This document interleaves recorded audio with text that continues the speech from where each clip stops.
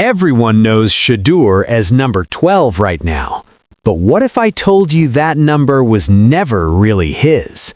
Stay with me. No wonder Shedeur Sanders lost his smile the moment he saw his number. 12 jersey in the locker room. Tom Brady's interview reveals touching reasons. After joining the Browns, Shedeur decisively gave up his number. 2 jersey and chose number 12 instead.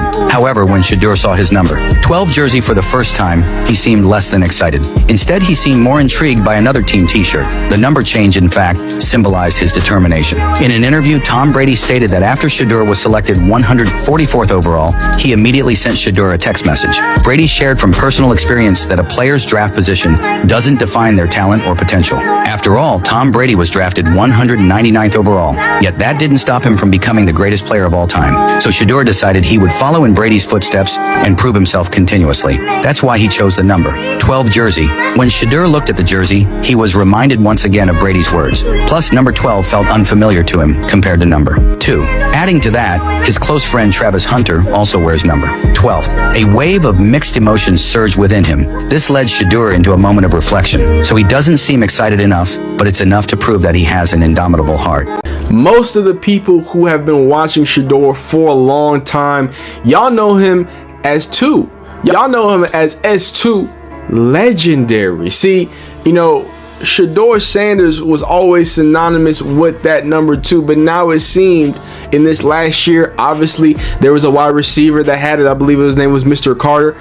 I don't believe he's a part of the team anymore. And after a year being 12, respecting 12, the rookie of 12, it seems Coach like Brown be everywhere. You know what I mean? And what he said was, "Hey, what do y'all think?"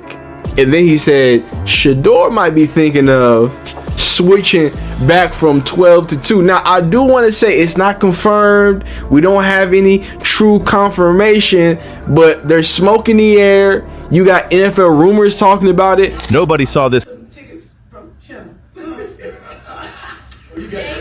And a jersey. Get it all, Kim. And a jersey.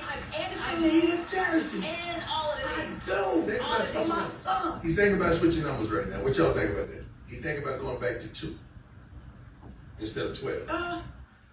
Look, will you let me know if I'll buy a jersey? No, because I got all of the jerseys, 12. There's the jersey, these switches. Guess how much money that's going to be worth? Oh, now I got the 12. See, now Kim thinking business. She's thinking business. That's why I respect my girl. There you go. Well, if he changed, I'll just go ahead and buy the 2. No, that is your bestie. I love seeing you guys together. I love the podcast. For just one moment, imagine watching a kid grow up in the shadow of one of the greatest football players who ever lived.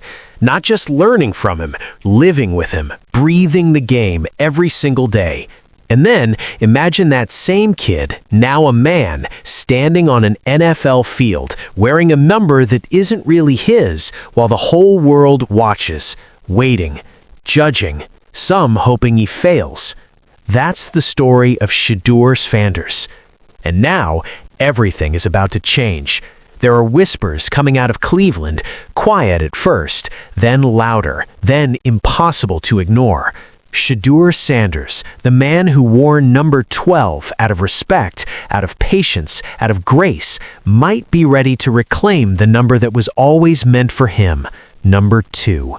And if that happens, nothing will ever be the same. Stay with me, because this story goes so much deeper than a jersey. Joey O, he runs the Chat Sports Cleveland Browns YouTube channel. So if you like Cleveland Browns specific coverage, he's a part of the Chat Sports stuff. So he actually asked this question on Twitter. He said, should Shedeur go back to wearing 2 this season? And he wasn't the one to start it, but he was one of the people that asked the question. And other people brought it up. I believe his manager as well, Boog, talked about it. There's been some rumors about it. Even some Browns media has been talking about it. And now 2 legendary, I said S2 legendary, money sign. Let's go back to the beginning. Most people who followed Shedeur for years know him as S2. Number 2 wasn't just a number, it was his identity. Fans didn't need to read the name on the back. They saw that jersey, they knew exactly who it was. That number and that name became one thing.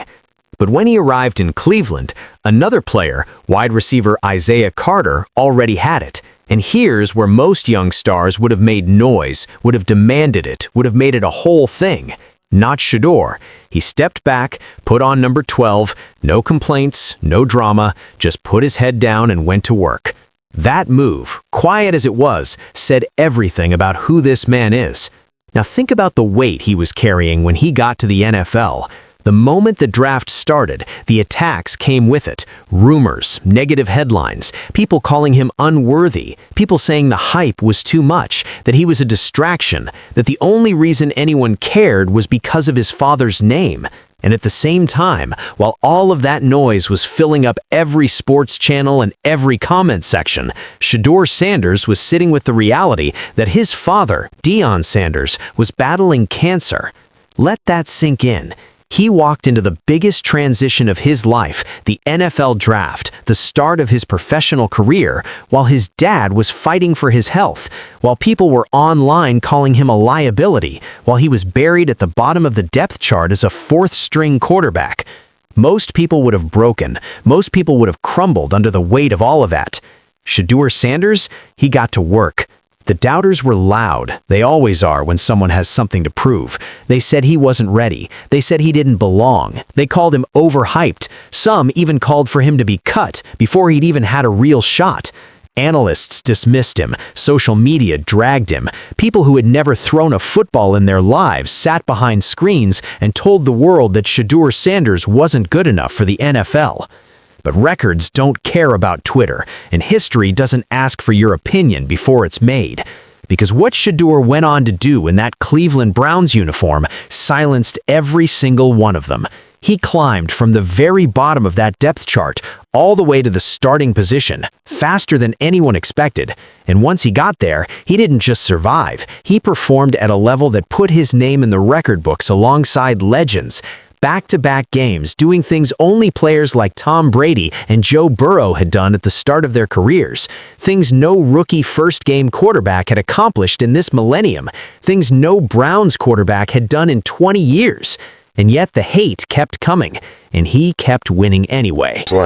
His father, Deion, is a member of both the Pro Football and College Football Hall of Fame, and from an early age, Shedeur learned what preparation, accountability, and confidence demand, and how necessary they are if you're going to stay in the bright lights. A lot of people don't understand it's a lot more adversity than you think, just even being the son of Deion Sanders. At Trinity Christian High School in Texas, with Deion calling the offense, Shedeur led his team to a state championship while developing the calm, controlled style that would define his game. That approach carried over to college. Across 2 seasons at Jackson State, Sanders posted a 23-3 record as a starter, becoming one of the most efficient quarterbacks in college football. In 2022, he was named SWAC Offensive Player of the Year. Joe Burrow has been able to do in his freshman season. Go look up the stats. Has Shedeur not only done something in back-to-back games that Tom Brady has done? Go look up the stats. Has Shedeur Sanders not done something that every other rookie first-game quarterback in this millennium has done, that another Browns quarterback has done? Hey man, it don't matter. I want y'all to know Shedeur could do nothing. He could not play another down of football. It makes y'all upset that he's already put his name in record books. So as we start the respect of 12, the adversity he had to go through, getting robbed. He got robbed the first day he got robbed. He got robbed. I forgot about that. So on today, what we're gonna do, like I said, talking about every single player that wore the 12 for the Browns, as Shedeur potentially retires 12, retires a maybe tumultuous time in his life, but something that I think he's gonna remember. Here's the thing about Shedeur that people miss when they talk about the stats and the records.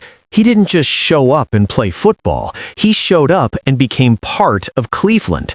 Before he ever lined up as the starting quarterback, before the cameras were really on him in that way, he was already out in the community, helping displaced families, giving back to the city that had taken him in. That's not a PR move. That's character. That's something that was built long before the NFL, built in a household where preparation, accountability, and excellence weren't optional. They were the expectation. His father made sure of that. Deion Sanders, Neon Deion, Prime Time, is a member of both the Pro Football Hall of Fame and the College Football Hall of Fame, one of the most electrifying presences the sport has ever seen. And growing up inside that legacy wasn't easy. Shedeur himself has said it. There's more adversity in being Deion's son than people understand. The pressure doesn't come from outside. It lives in the house. It sits at the dinner table. And Shedeur absorbed all of it.